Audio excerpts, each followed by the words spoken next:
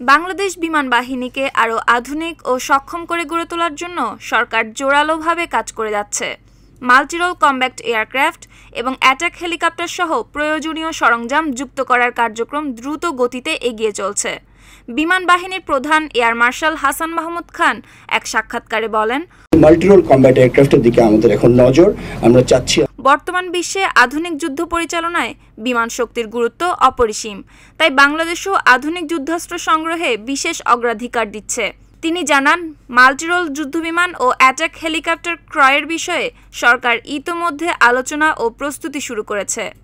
আধুনিক আকাশ প্রতিরক্ষা ব্যবস্থা এবং ডাটা লিঙ্ক সিস্টেমকেও এই উদ্যোগে অন্তর্ভুক্ত করা হয়েছে। দীর্ঘদিন প্রতিবেশী দেশের আপত্তির কারণে বাংলাদেশ প্রতিরক্ষা খাতে বড় ধরনের বিনিয়োগ করতে পারেনি।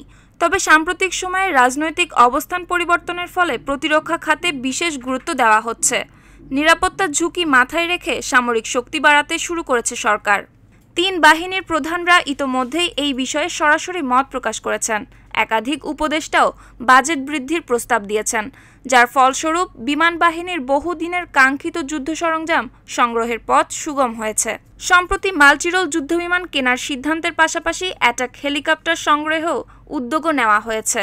প্রতিরক্ষা মন্ত্রণালয় প্রথম ধাপে 8টি অ্যাটাক হেলিকপ্টার কেনার জন্য টেন্ডার আহ্বান করেছেন।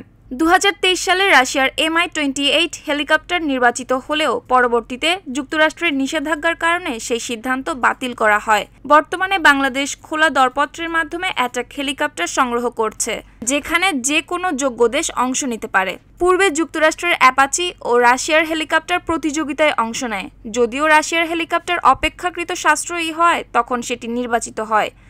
বর্তমানে যুক্তরাষ্ট্রের অ্যাপাচির দিকেই অগ্রাধিকার দেওয়া হচ্ছে। যুক্তরাষ্ট্রের সঙ্গে সামরিক সম্পর্ক জোরদার হওয়ায় এই পরিবর্তন এসেছে। সেনাবাহিনী ইতোমধ্যে তাদের জন্য যুক্তরাষ্ট্রের উন্নত ইউটিলিটি হেলিকপ্টার সংগ্রহ করেছে। বিমান বাহিনীর ক্ষেত্রেও একই সিদ্ধান্ত কার্যকর হতে চলেছে। যদিও অ্যাপাচি হেলিকপ্টারের খরচ তুলনামূলক বেশি, প্রতিটি প্যাকেজ সহ $75 মিলিয়ন, তবুও এটি বিবেচনায় রয়েছে। বিকল্প হিসেবে ভাইপার হেভি অ্যাটাক হেলিকপ্টার কেনাও চিন্তা করা হচ্ছে। এর মূল্য $50 মিলিয়ন কাছাকাছি হওয়ায় বাজেট বৃদ্ধির প্রয়োজন নাও হতে পারে। $205 মিলিয়ন কিনেছে। বাংলাদেশের ক্ষেত্রেও প্রথম ব্যাচে 8টি এবং পরে আরও 4টি সংযোজনের পরিকল্পনা রয়েছে। সেনাবাহিনীর পক্ষ থেকেও অ্যাটাক হেলিকপ্টার কেনার প্রক্রিয়া শুরু হয়েছে। 2021 সালে তৎকালীন সেনাপ্রধান একটি সাক্ষাৎকারে এই পরিকল্পনার কথা জানিয়েছিলেন। বর্তমান সেনাপ্রধান জেনারেল ওয়াকারুজ্জামান সম্প্রতি নিশ্চিত করেছেন, সেনাবাহিনীর জন্য অ্যাটাক হেলিকপ্টার সংগ্রহে কার্যক্রম শুরু হয়েছে। ধারণা করা হচ্ছে সেনাবাহিনী 6 থেকে 8টি হেলিকপ্টার পেতে পারে। ভবিষ্যতে সংখ্যা বাড়তে পারে, বিশেষ করে যদি বিমান বাহিনীর মতো 12টি হেলিকপ্টার যুক্ত করা হয়, তাহলে মোট সংখ্যা দাঁড়াবে 24টি। অ্যাটাক হেলিকপ্টার মূলত প্রতিপক্ষের ট্যাঙ্ক ও স্থলঘাঁটি ধ্বংস করতে ব্যবহৃত হয়। ক্লোজ এয়ার সাপোর্টের ক্ষেত্রেও এর ভূমিকা গুরুত্বপূর্ণ।